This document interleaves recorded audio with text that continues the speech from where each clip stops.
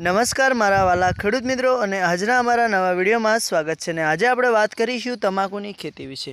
તો વાલા ખેડૂત મિત્રો તમને જોવા મળી રહી છે અમારી આ તમાકુ, તો જોઈ શકો છો કે જે તમાકુ તમને જોવા મળે છે એ આપણે 6 વીઘા તમાકુનું વાવેતર કરેલું છે ને મોટાભાગે આપણા બનાસકાંઠામાં તમાકુનું વાવેતર વધારે થાય છે।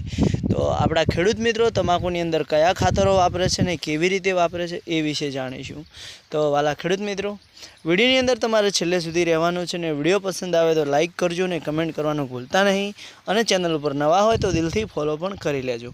તો જો વાલા ખેડૂત મિત્રો આ છે તમાકુ અને તમાકુની અંદર આપણે કયા ખાતરો વાપરીએ છીએ, કેવી રીતે ખાતરો વાપરીએ છીએ અને વીઘાની અંદરથી તમાકુનો કેટલો ઉતાર લઈએ છીએ અને તમાકુમાં ખેડૂતને શું ફાયદો થાય છે અને છેલ્લે કેટલો ઉતાર મળે છે ને ખેડૂત કેટલો ખુશ રહે છે એ વિશે જાણીશું।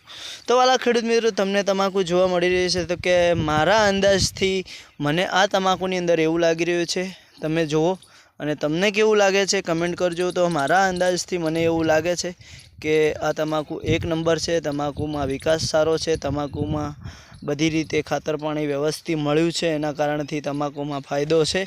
અને જો ક્યાંય પણ એક પણ થોડો પણ કચરો આળો ક્યાંય જોવા નથી મળી રહ્યો અને ત્યાં સામે દેખાય તે આપણો બોર છે।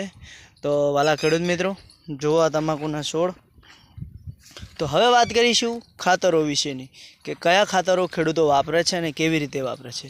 તો વાલા ખેડૂત મિત્રો સૌથી પહેલાં જ્યારે આપણે તમાકુનું વાવેતર કરવામાં આવે છે ત્યારે આપણે તમાકુની અંદર એક વીઘાના અંદાજથી આપણે 1.5 થેલી DAPનો ઉપયોગ કરીએ છીએ અને એની સાથે આપણે તમને ખબર જ છે કે આપણે તો આપણી જે પોતાની ખેતી હોય છે એની અંદર આપણે ઓર્ગેનિક ખેતીનું ભૂવસ્ત્ર ખાતરનો ઉપયોગ કરીએ છીએ અને એ ખાતર વધારે ખેડૂતોને ફાયદો આપે છે અને એનાથી એ કામ થાય છે કે વજન પણ સારો રહે છે અને જમીનની અંદર કોઈ તકલીફ થતી નથી। તો વાલા ખેડૂત મિત્રો DAP ખાતર વગર આપણે બીજા કયા ખાતરનો ઉપયોગ કરીએ છીએ તો કે મોટાભાગે DAP તો આપણે વાપરીએ છીએ આપણે બધામાં અને એની અંદર આપણે પાણીએ આપણે યુરિયા ખાતર આપતા હોય છે। તો હવે મારા વાલા ખેડૂત મિત્રોને એટલું જણાવવાનું છે કે તમારે યુરિયા ખાતર તો આપવાનું જ છે। તો યુરિયા સિવાય તમે કયા કયા ખાતરો વાપરો છો? તો વાલા ખેડૂત મિત્રો જેથી કરીને આપણે હવે આની અંદર સલ્ફેટ ખાતર વાપરીશું। તો મારા બધા ખેડૂત મિત્રોને હું એટલું કહેવા માગું છું કે સલ્ફેટ ખાતર અત્યારે વાપરવાની કોઈ જરૂર નથી અને મોટા ભાગે તમે અત્યારે યુરિયા આપો છો એ પણ વધારે પડતું આપી દઈએ છીએ, એના કારણથી આપણી તમાકુ જે વીઘે વજન ઉતરે છે અને સારો વિકાસ કરે છે એ છેલ્લે ઉતારમાં તમાકુ ફોરી પડી જાય છે અને એની અંદરથી જે વજન હોય છે એ ઘટી જાય છે, એનો છોડ લૂઝ પડી જાય છે।